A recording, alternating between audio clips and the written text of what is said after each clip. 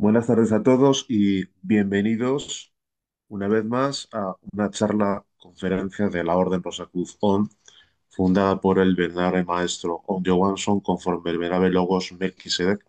Vamos a hablar hoy de la iniciación Rosacruz desde el punto de vista del misterio del juego de la Oca, un juego bastante popular en Europa y particularmente en España. Y vamos a averiguar que en realidad el juego de la Oca pues encierra una serie de claves jeroglíficos que hacen referencia precisamente a la iniciación Rosacruz y a la configuración de todo lo que conforma eso que se llama en alquimia la realización de la gran obra. Precisamente el juego de la Oca, que hoy reconocemos como casi un sencillo pasatiempo infantil, en realidad, tal como estamos diciendo, encierra una de las tradiciones simbólicas más antiguas y enigmáticas de Europa. Sus orígenes se hunden en la Edad Media, cuando los peregrinos que recorrían el camino de Santiago, pues lo empleaban no solo como entretenimiento durante las largas jornadas, sino también como una guía cifrada, tal como estamos especificando. Para aquellos caminantes, cada casilla, cada avance, cada retroceso, pues evocaban episodios, pruebas y enseñanzas que formaban parte del proceso interior que el camino demandaba.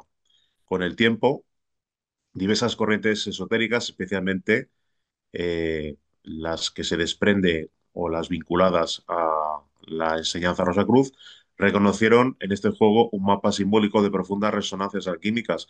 El tablero completo puede leerse como un reflejo del proceso de la gran obra, tal como acabamos de comentar, ese viaje interior y transformador por el cual el alquimista aspira a convertir la materia prima de su propio ser en oro espiritual. La sucesión de casillas y obstáculos representan las fases clásicas del opus alquímico, la Negredo, la Albedo, la Rubedo, pero también las tentaciones, los peligros, los aprendizajes que acompañan al buscador en el sendero de autoconocimiento.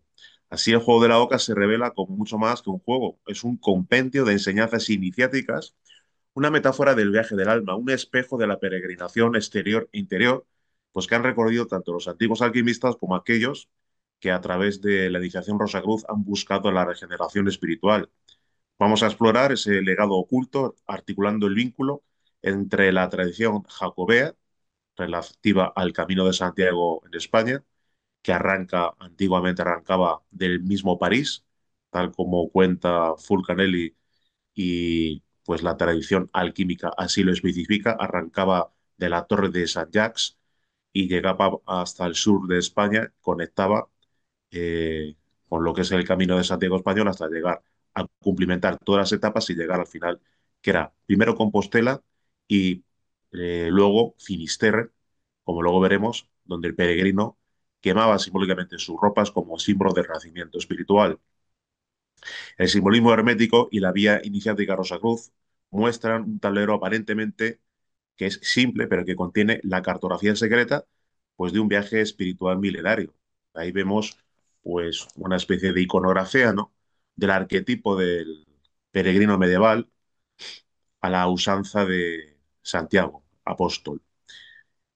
El peregrino medieval, avanzando casilla tras casilla, reproducía sin saberlo el mismo recorrido que los tratados herméticos describen como la ascensión del alma, un tránsito por estados de purificación, la muerte simbólica y el renacimiento. Esta estructura adquiere en el juego una forma accesible que permite transmitir conocimientos esotéricos sin recurrir a discursos complejos ni a textos doctrinales. En cierto modo, el tablero actúa como un libro mudo, un grimorio geométrico que preserva enseñanzas que solo el observador atento puede descifrar. Aquí estamos viendo algunos ejemplos de tableros que se han confeccionado a lo largo del tiempo, de la historia. Desde la enseñanza Rosacruz, este carácter oculto encaja perfectamente con la idea de la sabiduría velada, reservada para quienes están preparados para comprenderla. Así, el juego funciona como una alegoría del propio sendero iniciático. Cada avance inesperado, cada caída o retroceso, cada ciclo que se repite, recuerda al buscador que el viaje interior no es lineal, sino circular y ascendente, como una espiral. En última instancia, alcanzar la casilla final del tablero no significa vencer a un oponente, sino culminar un proceso de transformación profunda del que la enseñanza Rosacruz ha sido guardiana durante siglos. El juego de la oca es un juego de mesa para dos o más jugadores. Cada jugador tira un dado y avanza su ficha, de acuerdo al número obtenido, por supuesto, por un tablero en forma de caracol con 63 casillas o más, con dibujos. Dependiendo de la casilla en la que se caiga, se puede avanzar o, por el contrario, retroceder. Y en algunas de ellas está indicado un castigo o un premio. En su turno, cada jugador tira uno o dos dados, dependiendo de las distintas versiones que le indican el número de casillas que debe de avanzar. Gana el juego el primer jugador que llega a la casilla 63. El Jardín de la Oca, o en otras versiones relacionadas con el Camino de Santiago, cuando llega a la casilla 63, es decir, a Compostela.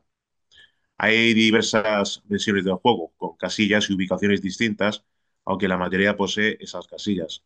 Se encuentran ubicadas en las casillas 1, 5, 9, 14, 18, 23, 27, 32, 36, 41, 45, 50, 54, 59 y 63. Cuando se cae en una de esas casillas, se avanza hasta la siguiente oca y se vuelve a tirar el dado. Y se dice de oca a oca y tiro porque me toca.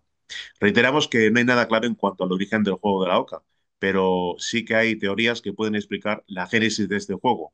Una de ellas en relación al juego de mesa con un mapa simbólico del Camino de Santiago. Vamos a intentar verlas.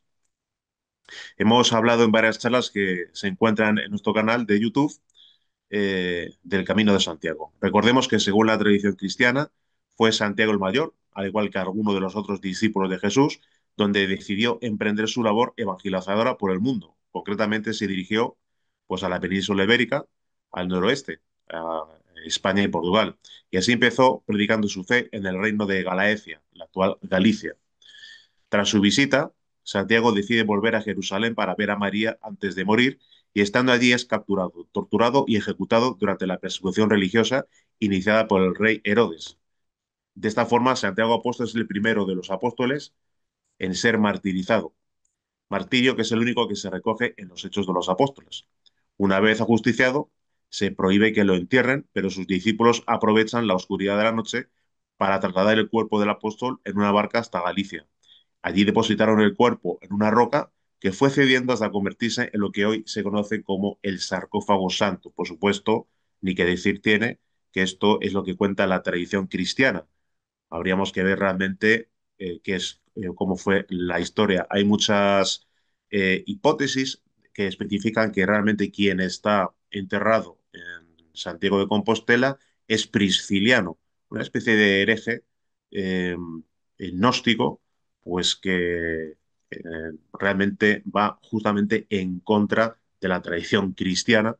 Y bueno, son muchos investigadores que afirman que realmente el que está enterrado en Santiago es prisciliano. Pero la tradición especifica que el camino hace referencia a la historia que acabamos de especificar, avalada por la Iglesia, por supuesto. Hoy, obviamente, existen leyendas, mitos sobre este acontecimiento de la supuesta predicación del apóstol Santiago. Al margen de cualquier consideración, lo que es una realidad es que se creó una tradición por parte de los creyentes con una fe ferviente de peregrinar hasta Santiago de Compostela para visitar el sepulcro del apóstol, que ni siquiera posiblemente sea el que haya sido enterrado allí. Sin embargo, la realidad es que miles de personas realizan el Camino de Santiago todos los años, con sus distintas etapas, hasta llegar concretamente a Santiago de Compostela y finalizar el camino en Finisterre, donde, tal como hemos repetido anteriormente, queman sus ropas como símbolo de muerte y de renacimiento. Aquí tenemos ya lo que es un tablero del juego de la oca, especificando, como vemos, en la última casilla, la casilla 63, la iglesia basílica de Santiago de Compostela. El verdadero camino de Santiago es otro, y así lo explica el enigmático maestro alquimista Fulcanelli, al señalar que el propio Nicolas Flamel nunca realizó el camino desde el punto de vista físico, sino que permaneció en su laboratorio hasta realizar la gran obra, por lo que entonces deberíamos afirmar que el camino de Santiago se circunscribe pues, a un aspecto meramente simbólico, como luego veremos. Por eso, de esta manera, Fulcanelli afirma lo siguiente: todos los alquimistas están obligados a emprender este peregrinaje, al menos en sentido figurado, pues se trata de un viaje simbólico y quien desea obtener provecho de él no puede, ni por un solo instante, abandonar el laboratorio. Le es preciso vigilar sin tregua el recipiente, la materia y el fuego, día y noche, permanecer en la brecha. Compostela ciudad emblemática, no está en absoluto situada en tierra española, sino en la tierra misma del sujeto filosófico. Camino rudo, penoso y lleno de imprevistos y de peligro. Ruta larga y fatigosa por la cual el potencial se actualiza y lo oculto se manifiesta. Y esta preparación delicada de la materia prima o mercurio común es lo que los sabios han velado tras la alegoría de la peregrinación a Santiago de Compostela. El juego de la oca, laberinto popular del arte sagrado y compendio de los principales jeroglíficos de la Gran. Bueno, esto es lo que especifica Fulcanelli, donde viene a decir que efectivamente ese viaje realmente es simbólico. Sin embargo, insisto, hay lo que llaman un camino de las estrellas, una ruta de las estrellas que del camino español va desde la población de Roncesvalles hasta Santiago de Compostela, aproximadamente unos 700 kilómetros, donde el peregrino pues va realizando pues distintas etapas del viaje. Hay albergues, hay etapas de 8, 10, 20, 25 kilómetros a pie y va imbuyéndose de lo que es el simbolismo también de las distintas construcciones dejadas por los maestros constructores con distintas claves para poder interpretar desde el punto de vista iniciático. Por supuesto, haremos una charla, una conferencia, hablando precisamente de cómo está trazado ese camino. Pero de momento lo que nos ha llegado es que existe realmente el camino interno, que es el camino de Santiago, el camino de Mercurio, del Mercurio y su transmutación, y el camino de Santiago físico, donde existen esas claves que podemos realmente nos pueden ayudar a comprender pues toda la enseñanza relacionada con la gran obra de alquimia, la iniciación Rosacruz, para poder culminar el camino, llegar al final y poder realmente emular a los maestros que consiguieron realizar ese arduo trabajo, esa auténtica epopeya y esa gran obra. Bien, aquí vemos una representación de lo que es el laboratorio oratorio.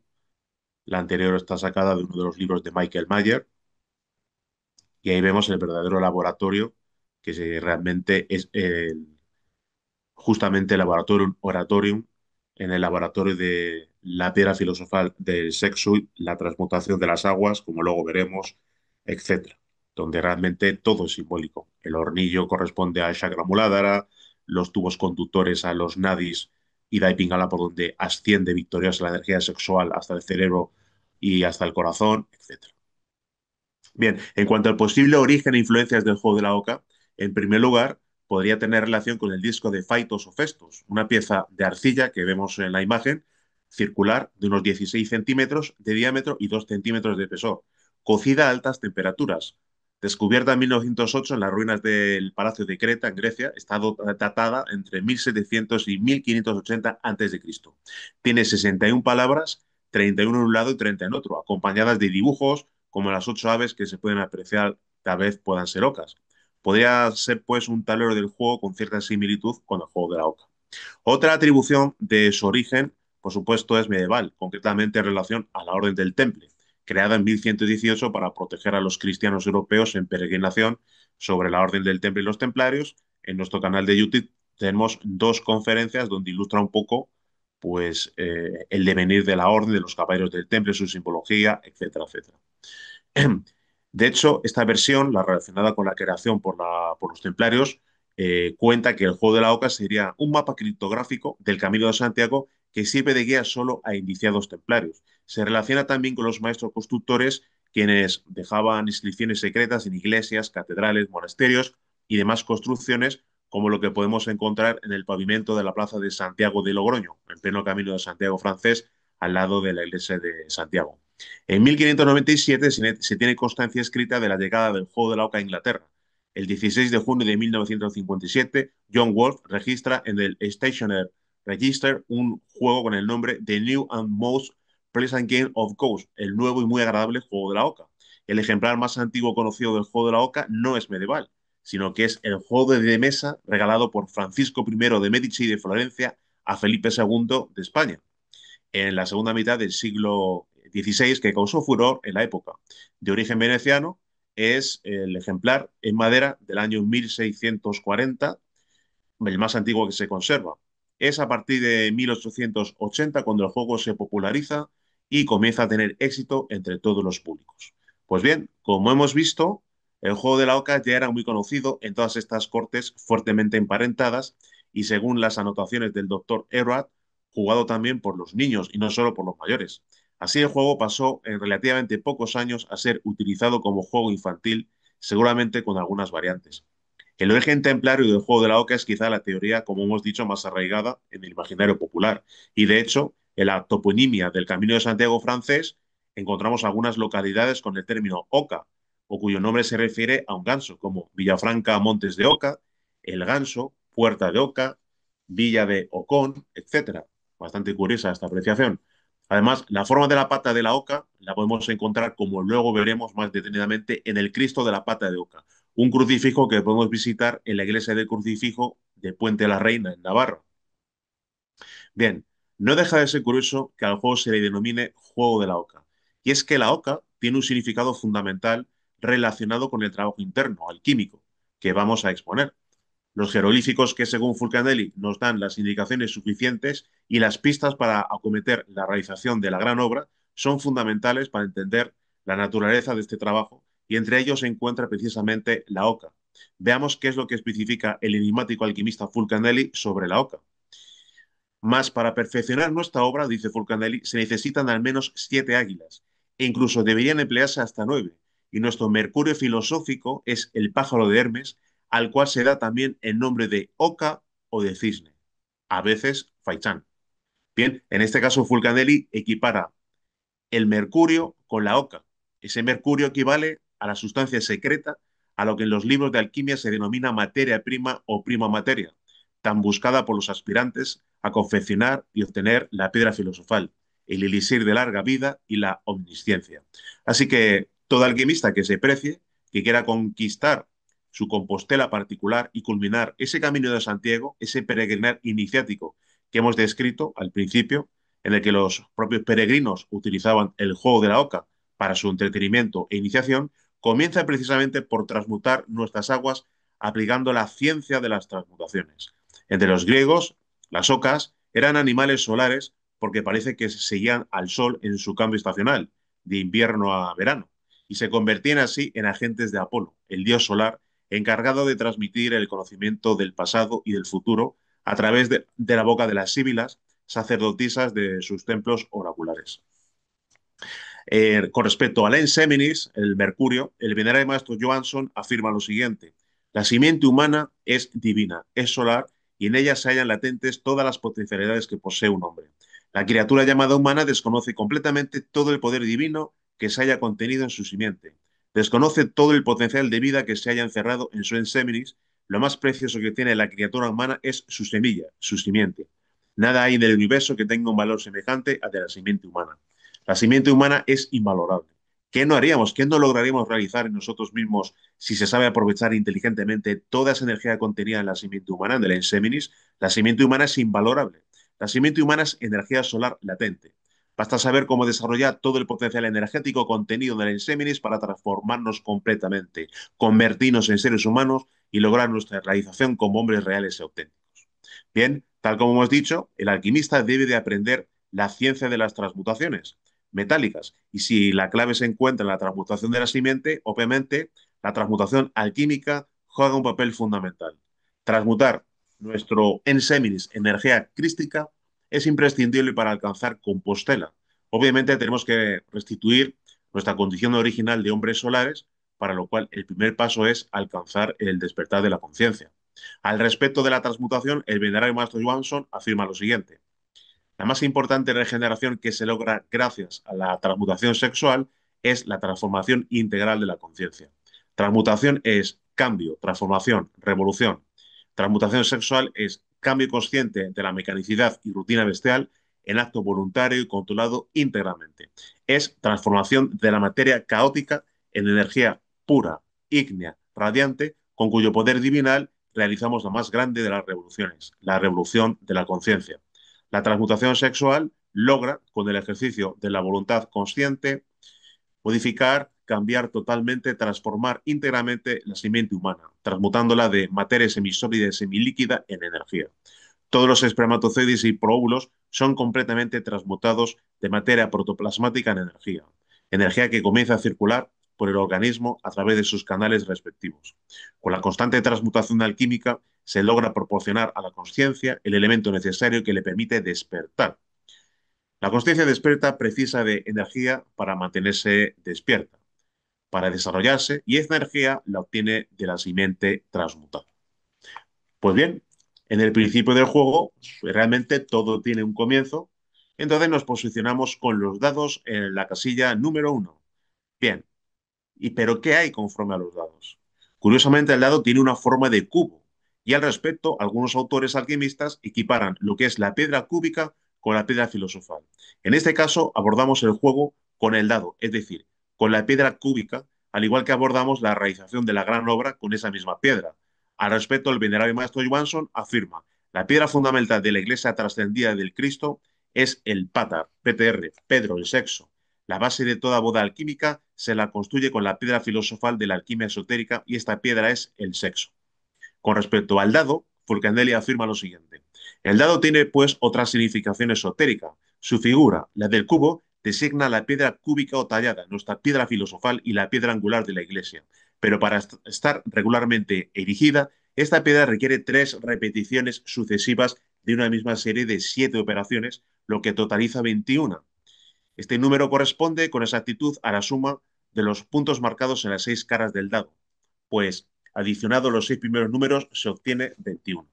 Recordemos que son 3 reiteraciones de 7 operaciones para completar la gran obra. En el camino de la iniciación Rosacruz debemos superar las 3 montañas: la montaña de la iniciación o montaña de fuego, la montaña de la resurrección y la montaña de la ascensión.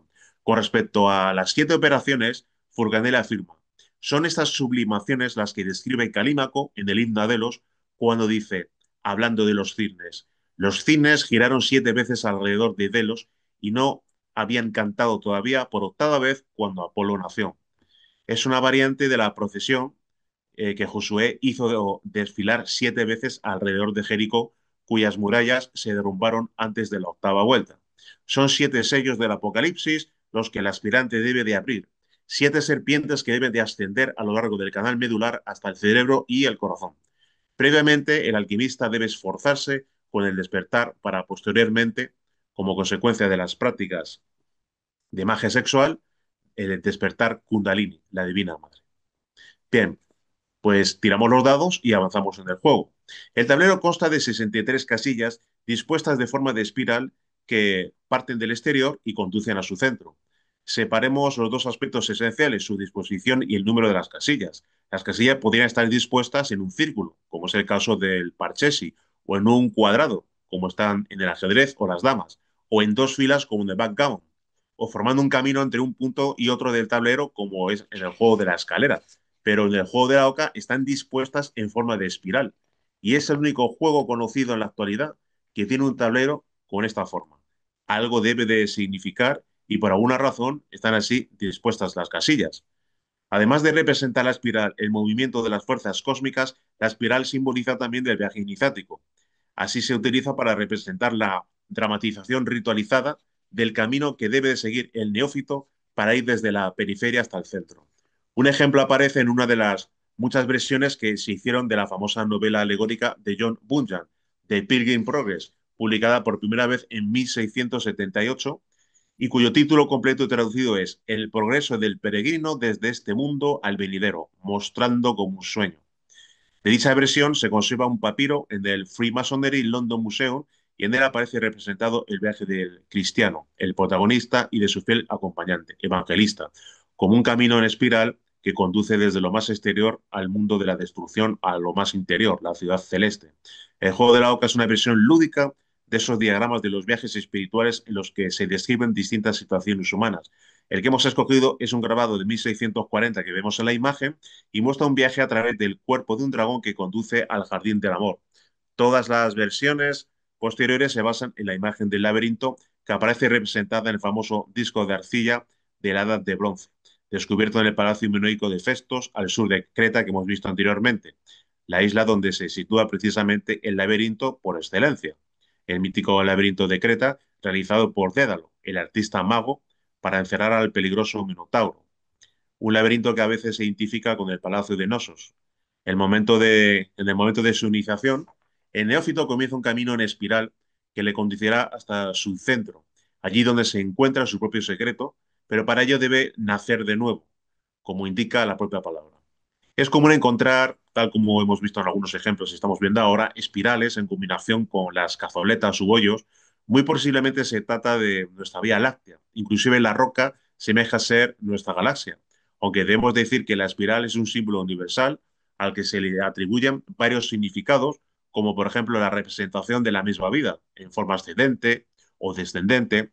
Salimos del cosmos como chispas divinas y regresamos al lugar de origen después de haber culminado nuestros ciclos de existencias. Una veces evolucionamos y otras involucionamos en la espiral de la vida. También la espiral puede representar el movimiento cíclico de la energía, de la rotación, de las aguas, de los vientos, del pensamiento. En el contexto del juego, las casillas en espiral parecen que forman un camino de ascenso hacia la cima de una montaña. Visto desde arriba, como dice Mircea Eliade, las ascensiones, la subida de montañas o escaleras significan siempre trascender la condición humana y penetrar en niveles cósmicos superiores. Todas las casillas van numeradas del 1 al 63, sin ningún dibujo en los ejemplos más antiguos, salvo en unas casillas determinadas que llamaremos de incidencias.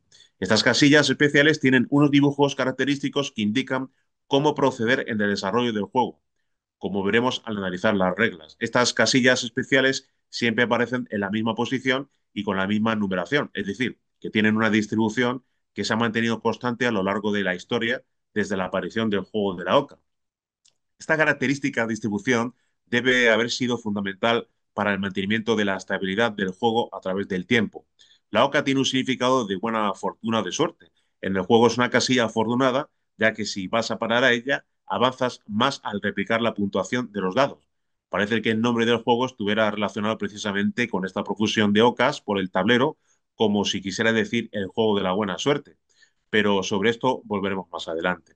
Las casillas de las ocas están distribuidas en el tablero de una forma regular a lo largo del recorrido de las casillas. Hay un total de 14 casillas con la oca. Bien, la casilla número 6 tiene dibujado un puente y si se va a parar a ella, se paga y se va a la casilla 12. Como muestra el antiguo tablero del juego mencionado anteriormente, paga y va al 12. Un puente permite acceder a un lugar evitando un obstáculo, normalmente un río. Es decir, permite ir a un lugar más lejano con el mismo esfuerzo. Por eso en el juego la ficha que llega a un puente puede ir más lejos a la casilla 12 que duplica el camino recorrido hasta el momento. En el clásico diccionario de simbología de Cirlot nos encontramos la siguiente definición. Según René Guénon, el pontifex romano era un constructor del puente, es decir, de aquello que mediante dos mundos separados. San Bernardo dice que el pontífice, eh, como lo indica la etimología de su nombre, es una especie de puente entre Dios y el hombre. Y aquí tendríamos que abrir un paréntesis y tendríamos que afirmar, por supuesto, que en el contexto el que nos ocupa no nos vamos a referir al pontífice romano, sino a aquel a quien corresponde la verdadera diadema papal, al Supremo Imperator de la Orden de Sa Cruz. En Israel, el puente era la señal de alianza entre el Creador y sus pueblos. En China, el signo de unión del cielo y la tierra. En Grecia es Iris, la mensajera de las deidades. En multitud de pueblos es el puente que liga lo sensible y lo suprasensible. Sin este significado místico, el puente simboliza siempre el traspaso de un estado a otro, el cambio de, o el anhelo de cambio. Como decimos, el paso del puente es la transición de un estado a otro, en diversos niveles, pero la otra orilla, por definición, pudiera ser también la muerte. Pero el peregrino aspirante a la rosa y la cruz debe avanzar. Cruzamos el puente que en el Camino de Santiago lo ubicamos en la población de Puente la Reina y nos dirigimos a dos lugares muy especiales y totalmente iniciáticos. Uno de ellos es la Iglesia de Santiago, el patrón de la gran obra, símbolo del Mercurio y del propio aspirante, el cual nos otorga las claves para avanzar en el tortuoso camino. Recordemos la afirmación del venerable maestro Johansson, que afirma lo siguiente: las pruebas nos preparan y nos hacen fuertes. Si hoy os consideráis una débil y pobre criatura, conforme vayáis pasando las diversas pruebas, os iréis haciendo cada vez más fuerte. Mientras más pruebas os asedien, mejor, pues habréis ingresado al gimnasio psicológico más formidable que se conoce, la adversidad.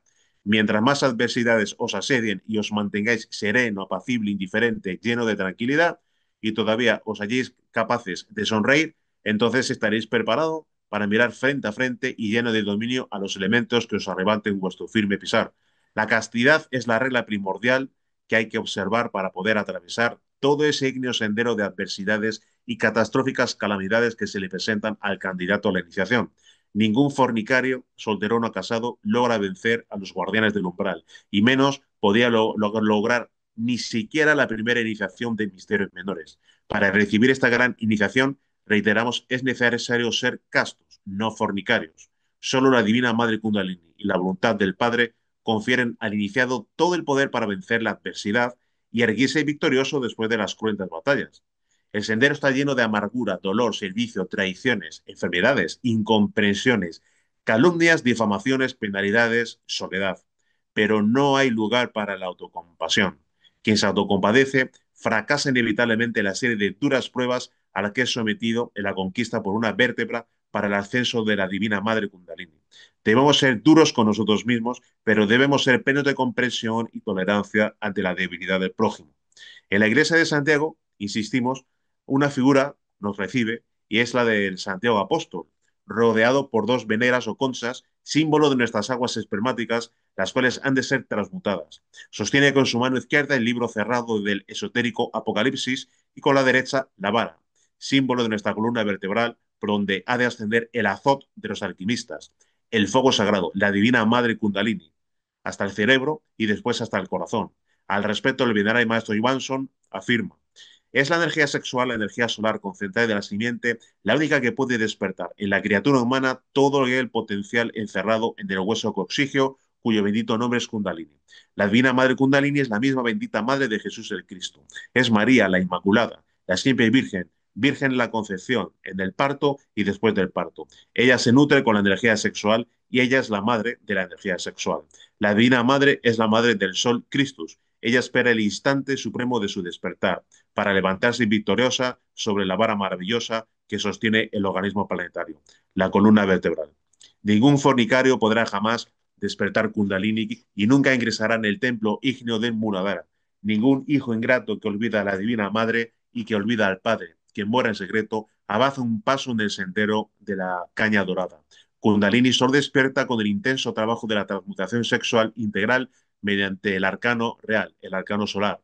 Fue el maestro Viracocha quien en su novela Rosa Cruz y en el idioma latín dio a conocer la clave sintética de la castidad real, del arcano solar. Muchos se sintieron defraudados en esos tiempos a no tener la clave máxima de la sabiduría en su propio idioma, mas simplemente bastaba una traducción literal, textual, y se tenía el secreto de los siglos en las manos. La clave en cuestión tiene la siguiente traducción: introducir el miembro viril en la vagina de la mujer y retirarlo sin eyacular la entidad del semen. La enseñanza del maestro Viracocha encierra la síntesis muy clara de la sabiduría cósmica, el gran arcano. El medio justo y preciso para conquistar la castidad real es el arcano solar. El arcano solar, el gran arcano, es el medio único para lograr la transmutación del enseminis y despertar a Devi Kundalini. Toda real y verdadera iniciación comienza por el sexo y con el trabajo augusto y silencioso entre el hombre y la mujer, allí en la fragua de los dioses, en el sexo. El arcano solar es una enseñanza de eso que es Dios. Es el conocimiento de sabiduría que permite a la esencia o Budata regresar al divinal seno de donde emanó. El arcano solar es conocido también como arcano real, gran arcano, arcano ZF, Karetsa. En Oriente se le conoce como el Saja Maituna u Utpareta Yoga. La transmutación sexual nos ha legado a los dioses como un arca sagrada en la que reside el potencial supremo que nos lleva a compartir la dicha suprema en el banquete de los dioses, de los Elohim. En todos los libros sagrados se habla de la transmutación. Se habla de una manera metafórica o velada del arcano solar, del secreto indecible del gran arcano solar. En el Face y en el Falo, bien unidos, halla la clave secreta para el despertar del fuego. Lo fundamental, lo importante es evitar el orgasmo e impedir así la pérdida del licor seminal, del enseminis. Requisito fundamental es vivir los valores para la transformación de la conciencia, vivir los preceptos divinos, amar a la humanidad, ser dueños íntegros y absolutos de la palabra, obedecer la voluntad del Padre, etc. La transmutación integral es la que realizan los amantes místicos en aquella práctica que se vive entre un hombre y una mujer unidos en bodas con el objeto de cristificarse. A esa práctica de transmutación se la denomina arcano solar, arcano real, arcano AZF, gran arcano, tal como acabamos de comentar, etc. El trabajo con el arcano solar lleva indefectiblemente al despertar de la conciencia y de ahí a la disolución del ego. Y lo que es más, engendra eso que es el amor y nos coloca en una libre disposición para hacer la voluntad del Padre. Bien, el peregrino, tras imbuirse de esta maravillosa simbología, sale de la iglesia de Santiago y se dirige a la llamada iglesia del crucifijo. Una vez que penetra en la misma, un silencio solemne le invade al contemplar una insólita imagen, la del Cristo crucificado en una cruz con forma de pata de oca. De nuevo nos encontramos a la oca, símbolo, según Fulcanelli, del mercurio. Pero hay algo más. Esa cruz nos recuerda a algo, a la runa Man.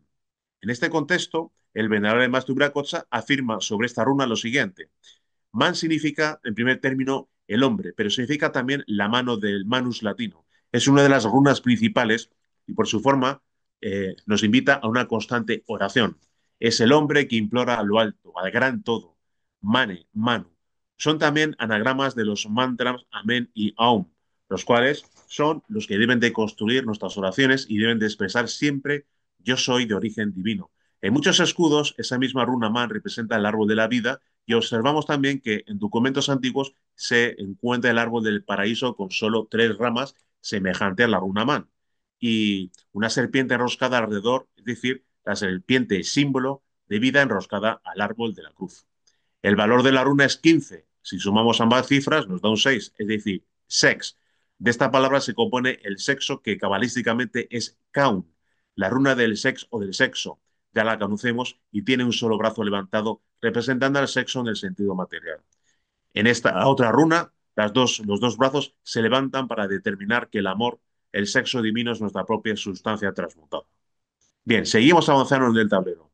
Al salir de la iglesia del crucifijo, seguimos avanzando en el tablero del juego de la oca. Accedemos a la casilla 19, la posada, el descanso del peregrino. Pero ese descanso es muy breve, porque el venerable maestro Johansson afirma lo siguiente: no hay descanso para el aguerrido luchador de la Rosa y la Cruz. Adelante, adelante, no hay reposo para el guerrero. En el sendero de la vida, la muerte, el amor, la libertad y la sabiduría, detenerse es caer. Sigue el solitario por el estrecho angosto sendero enseñado por el Cristo. Nuevas batallas, nuevas pruebas, constante lucha contra el ego, contra el mundo, contra la sociedad, contra la naturaleza, etc. Pues bien, una vez abandonada la posada, el breve descanso del guerrero, aspirante a la Rosa y la Cruz, seguimos avanzando en el tablero. Utilizamos los dados que, como hemos visto, simbolizan nuestro trabajo interno.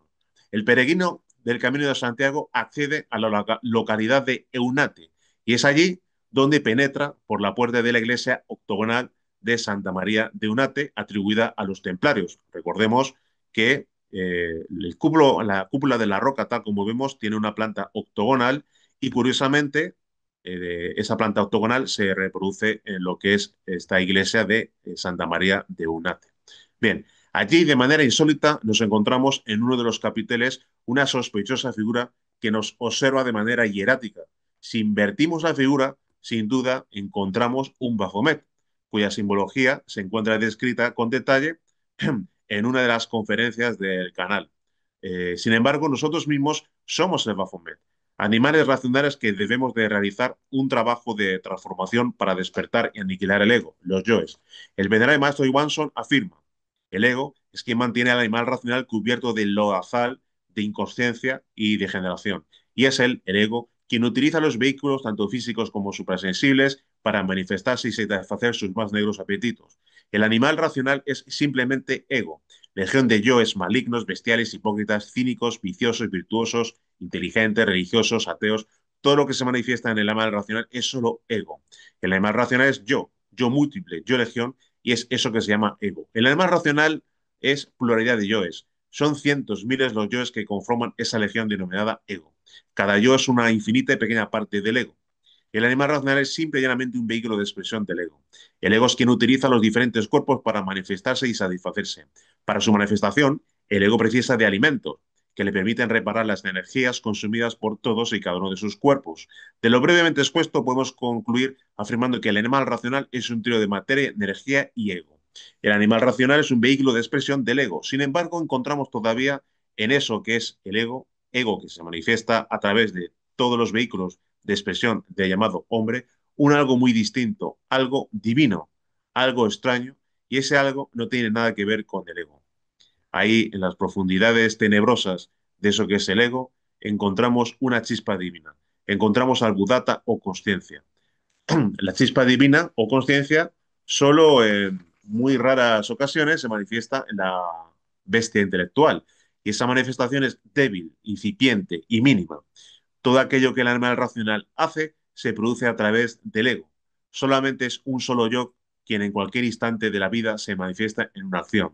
Es justo lo que puede suceder si tenemos la desdicha de caer en la casilla del pozo. Quedamos o quedarnos atrapados de nuestra propia naturaleza animal por milenios hasta sucumbir en la muerte segunda, en la involución. Sin embargo, si nuestra intención es proseguir con el trabajo alquímico, el pozo puede incluso proporcionarnos fuerzas inusitadas al contener el agua lustral y recordarnos la necesidad de transmutar nuestras aguas. Depende de nosotros. Eduardo Cirlot, en su diccionario de simbología, afirma que el hallazgo simbólico de pozos es consecuencia de signo anunciador de sublimación. Además, Fulcanelli afirma también respecto al pozo lo siguiente: la tradición esotérica de la fuente de vida o fuente de juventud se encuentra materializada en los pozos sagrados que poseían en la Edad Media la mayoría de las iglesias góticas. El agua que se extraía de aquellos pasaba en muchas ocasiones por poseer virtudes curativas y era empleada en el tratamiento de varias enfermedades. Todavía hoy existe en el interior de la Basílica Ojival de Notre Dame de Lepin un pozo milagroso llamado Pozo de la Santa Virgen, y en la mitad del coro de Notre Dame de Limoges, un pozo análogo cuya agua cura, según dicen, todas las enfermedades y en el que puede verse esta inscripción: Omnis qui vivit an aquam si fiden adis salvatut erit. Cuantos beban de esta agua, si además tienen fe, gozarán de buena salud. Es decir, quien transmuta sus aguas, que según los alquimistas son las aguas puras del Jordán, curarán la lepra del ego. Bien, avanzamos con los dados y caemos en la casilla del laberinto. Existen dos ópticas totalmente contrapuestas a este símbolo. Esta existencia es un verdadero laberinto si no poseemos el conocimiento adecuado para romper la rueda del samsara y alcanzar la liberación total. Fulcanelli afirma que cualquiera sea su forma y la complicación de su trazado, los laberintos son símbolos elocuentes de la gran obra, considerada desde el aspecto de su realización material. También los vemos encargados de expresar las dos grandes dificultades que implica la obra: acceder a la cámara interior y tener la posibilidad de salir de ella. De estos dos puntos, el primero concierne al conocimiento de la materia, que asegura la entrada, y el de su preparación, que el artista consuma con el centro del Dédalo. El segundo concierne a la mutación con el concurso del fuego, de la materia preparada.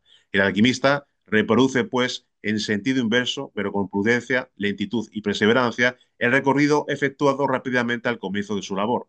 Al fin de no extraviarse, los filósofos le aconsejan que deje puntos de referencia en su camino al partir para las operaciones que pudiéramos denominar analíticas, empleando este hilo de Ariadna, en el cual correría el gran riesgo de no poder volver atrás, es decir, de extraviarse en el trabajo de unificación sintética. A esta segunda fase, periodo de obra, se aplica la enseñanza latina del laberinto. Entre los mitos más frecuentes empleados, conviene citar los laberintos que se trazaban en el suelo, en el punto de intersección de la nave y el crucero de las iglesias de Saint, de Reims, de Auxerre, de Saint-Quentin, de Poitiers, de Boyex, han conservado todos sus laberintos. Ariadna, la araña mística, escapada de Amiens, solo dejó sobre el pavimento del coro la huella de su tela. Recordemos de paso que el más célebre de los laberintos antiguos es el de Nosos, en Creta, descubierto en 1902 por el doctor Evans de Oxford, y era llamado Absalom. Y observamos que este término se parece mucho a absoluto, que es el nombre con que los alquimistas antiguos designaban a la piedra filosofal.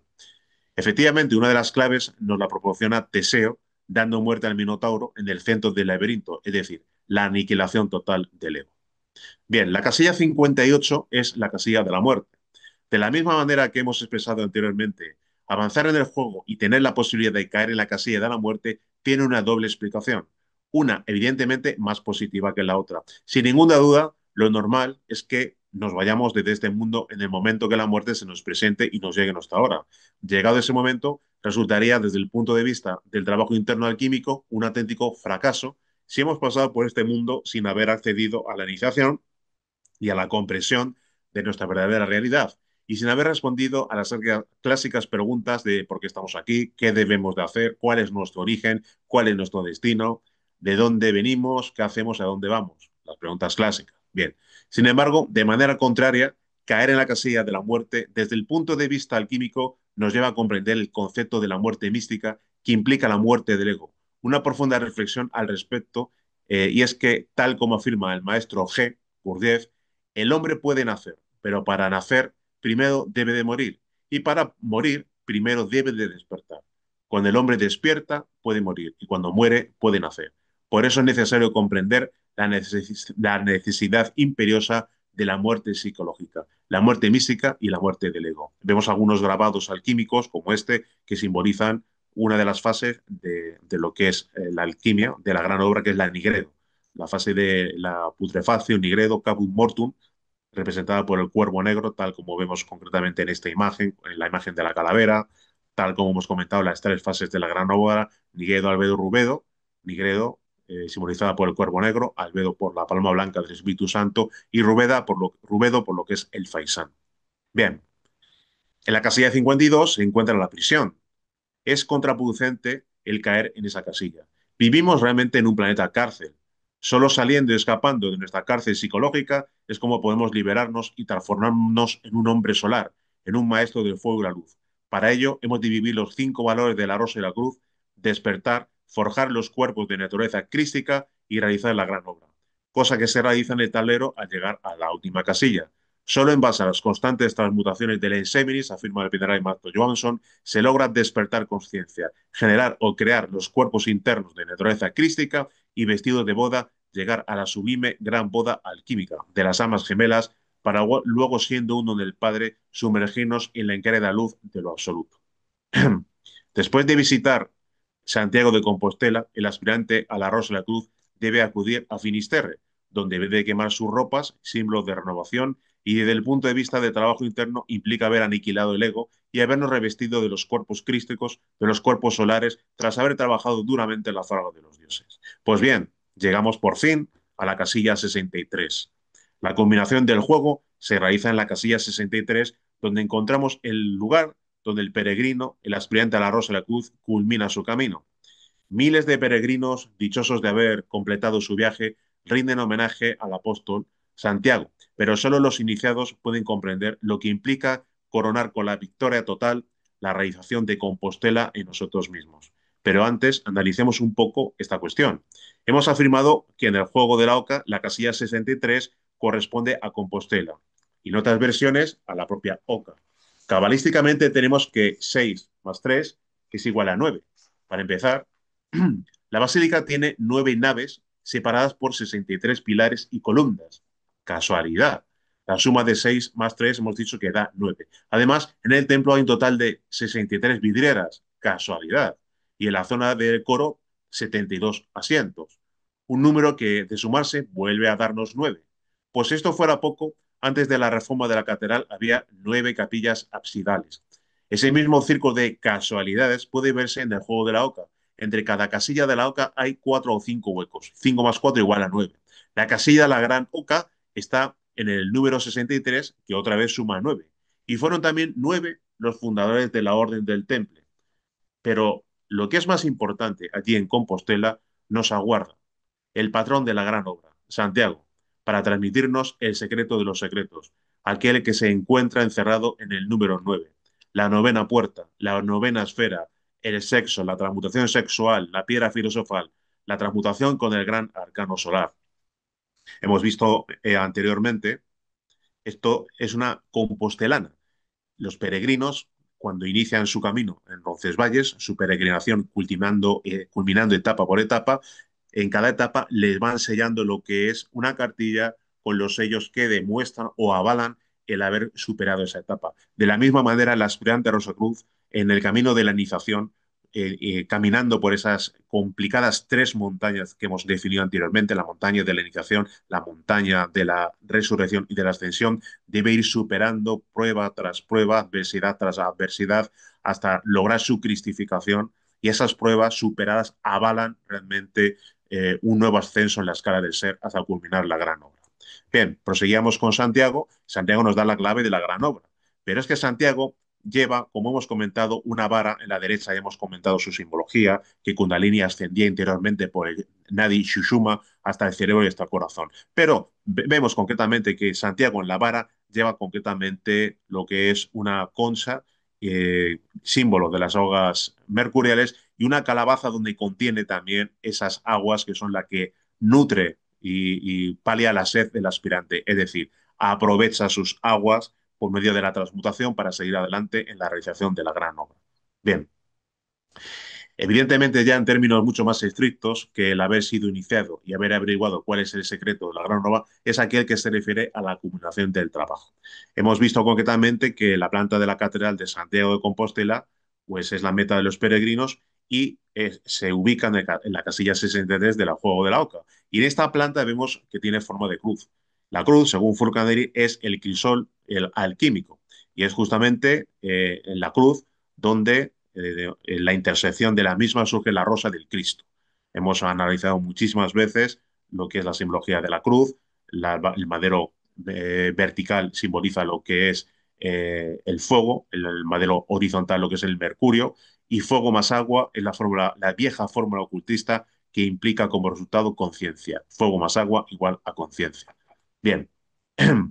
Nicolás Flamel poseía algún autorretrato donde se veía a sí mismo vestido de peregrino, emulando al apóstol Santiago, porque al fin y al cabo el camino de Santiago es el camino del mercurio, y nosotros mismos debemos concretamente convertirnos en puro mercurio, pero en un mercurio llevado a su máximo potencial, que nos permita, nos posibilite unirnos al íntimo y haber hecho carne en nosotros mismos de esa máxima alquímica, transmutar el plomo en oro, en el oro del Espíritu Divino. Y eso es posible con la vivencia de los valores de la transformación, que son los mismos valores de la rosa y la cruz: vida, muerte, amor, libertad y sabiduría. El valor de la vida, pues obviamente equivale al trabajo con estas aguas expremáticas. Lo que es el valor de la vida, la transmutación implica tres tipos de transmutación: la transmutación unipolar, bipolar e integral. En el primer tipo de transmutación, la transmutación unipolar está destinada para aquellas personas que todavía no cuentan con su compañero o compañera de trabajo místico. Para aquellas personas que no tienen pareja, esta práctica es magnífica, es maravillosa, porque con una práctica sencilla en la cual interviene la visualización y lo que es la mantralización, hacen subir lo que es el fuego con la imaginación por los canales de transmutación Ida y Pingala hasta el cerebro y hasta el corazón. Aquí vemos el recorrido un poquito más detallado. Bien, el segundo tipo de transmutación es la transmutación bipolar, en la cual ya sí que interviene siempre hombre y mujer. Aquí todavía no hay contacto sexual, pero la pareja, tal como vemos en la imagen, pueden cogerse de las manos o pueden estar en contacto de espalda con espalda o pueden estar en contacto con las rodillas. Si están en contacto con las manos, cada miembro de la pareja hace su propia práctica de transmutación unipolar y se establece una especie de intercambio energético, un acompasamiento de la energía de ambos, un contacto bioelectromagnético, que es la antesala de preparación al tercer tipo de transmutación que hemos mencionado en diversas ocasiones en esta charla: el arcano solar. El arcano solar, también llamado magia sexual, alquimia sexual, Udvareta Yoga, Saja Maituna, no hay, eh, en principio, fornicación, es decir, no hay ni orgasmo ni eyaculación, sino lo que hay es una magnífica transmutación de la simiente, donde cada miembro de la pareja realiza su propia práctica de transmutación. Igualmente, hace ascender por los nadis, Ida y Pingala, los canales de transmutación, la energía sexual transmutada en energía crística hasta el destilador del cerebro y posteriormente culmina en el corazón. Porque en el corazón se encuentra el budata, la esencia, la chispa divinal. La chispa divinal es la que se alimenta, precisamente necesita energía sexual transmutada para alimentarse. De ahí que sea necesario realizar las prácticas de transmutación diariamente. Bien, insisto, valor de la vida, tres tipos de transmutación: unipolar, bipolar e integral. El valor de la muerte la hemos visto hoy también aquí. Implica la muerte del ego, la muerte mística. El valor de la muerte mística implica el hecho de, en un primer estadio de las cosas, en una primera fase, evitar la manifestación de los yoes. Hemos aprendido y hemos constatado por observación en nosotros mismos que es el ego el que se manifiesta continuamente a través de nosotros. Entonces, lo que tenemos que hacer es evitar su manifestación. Tenemos que controlar el ego, evitar su manifestación yoística. Lo que tenemos que hacer es comprender que si el ego se manifiesta, se vuelve más fuerte, se robustece hasta que nos termina devorando y nos prácticamente impide tener pues una mínima oportunidad para el despertar. Si conseguimos evitar la manifestación de los yoes, estos se irán debilitando. En una fase posterior, cuando alguien despierta conciencia como consecuencia de su trabajo interno, entonces con la conciencia despierta y como consecuencia de las prácticas de magia sexual, existe la posibilidad, conforme a los méritos del corazón, de despertar en nosotros mismos ese fuego sagrado de Kundalini, que una vez despierto, pues puede ir ascendiendo vértebra tras vértebra y aniquilando a cada uno de los yoes. Las fases de aniquilación o de la muerte mística se encuentran también en una de las charlas del canal y están extraídas de uno de los libros del venerable maestro Yuan Sun. Eso en cuanto al valor de la muerte. El valor de la libertad nos enseña concretamente a vivir conscientemente de segundo en segundo. Toda la humanidad se encuentra absolutamente dormida consciencialmente hablando. Estamos totalmente imbuidos de una hipnosis colectiva que nos lleva al desastre y mucho más en este Kali Yuga que nos arrastra realmente a la muerte, a la desolación y a la destrucción. Entonces, para aprender a vivir de instante en instante, para realmente aprender a vivir el aquí y el ahora, tenemos el valor de la libertad. En el valor de la libertad aprendemos realmente a trabajar con la atención consciente. Y esa atención consciente tiene dos columnas torales, lo que es el autorrecuerdo y la autoobservación. En un momento dado tenemos que autorrecordarnos como conciencias, preguntarnos quiénes somos, sentir quiénes somos, somos conciencia, pero no nos autorrecordamos como un cuerpo físico o como una persona o el nombre de una persona, sino, insisto, como budatas, como conciencias. Sin perder esa noción de quién somos, extendemos, ya sí, con lo que es la autoobservación, nuestra atención consciente hacia nuestra acción, lo que estamos haciendo en un momento dado. Y sin perder la noción de quiénes somos y de lo que estamos haciendo, extendemos nuestra atención consciente mediante la autoobservación hacia el lugar en el que nos encontramos. De tal manera que siendo uno, dividimos nuestra atención en tres. Y de ahí lo que realmente logramos es realizar un bloqueo para la injerencia de la mente. Es una especie de muro en el cual impide que la mente proyecte pues pensamientos, preocupaciones, miedos, proyectar imágenes del pasado, fantasías de futuro, irracionalidades o racionalidades, logicismos, etcétera. Todo eso, el cúmulo de esta descripción que acabo de realizar, simple y llanamente nos sumerge en el sueño. Si impedimos esa manifestación, entonces empezaremos a vivir de segundo en segundo conscientemente, mediante la práctica del IAU, que es lo que denominamos la orden, en lo que es la práctica de la atención consciente, la división en tres: individualidad, acción y ubicación. Y para terminar, el valor del amor y el valor de la voluntad. Mediante el valor del amor implica, obviamente, amar a nuestros prójimos más que a nosotros mismos. Casi parece una utopía, pero el mayor amor que les podemos dar es darles lo más valioso que tenemos. ¿Y lo más valioso que tenemos qué es? Pues es nuestro lingote de oro particular. Podríamos decir que más que un lingote de oro. Es la enseñanza de Rosa y la Cruz. Nadie puede avanzar un solo milímetro en el camino si se comporta como alguien egoísta y acapara para sí la enseñanza. A nosotros se nos ha dado la oportunidad de poder conocer la enseñanza, algo crucial. Nosotros, a su vez, tenemos que dar la posibilidad a otros de conocer la enseñanza con independencia del resultado, que la acepten o no la acepten. A nuestros familiares, a nuestros vecinos, a nuestros compañeros de trabajo, a nuestros amigos. Tenemos que darles la posibilidad de conocer la enseñanza. Insisto, con independencia de que la acepten o no la acepten. Pero la divulgación de la enseñanza es clave para poder avanzar. No podríamos avanzar un solo milímetro si lo que hacemos es guardarnos para nosotros algo tan precioso. Y para terminar, la voluntad, el valor de la voluntad implica hacer la voluntad del Padre. Hacer la voluntad del Padre implica que el Padre nos exhorte a despertar conciencia, porque solo con la conciencia despierta aprendemos a hacer la voluntad de eso que es el Padre. Mientras permanecemos con la conciencia dormida, podemos siempre sentir a nuestros divinos padres a nuestro lado, podemos siempre pedirles para que nos asistan en las prácticas y podemos pedirles también para que nos den fuerza para continuar en este complicado y tortuoso y difícil camino y seguir siempre adelante. De esa manera, vida, muerte, amor, libertad, sabiduría, si alguien vive los cinco valores, indefectiblemente se aproxima a realizar su compostela particular, se aproxima a realizar lo que es la gran obra, su cristificación y la posibilidad de ingresar en la creada luz del absoluto.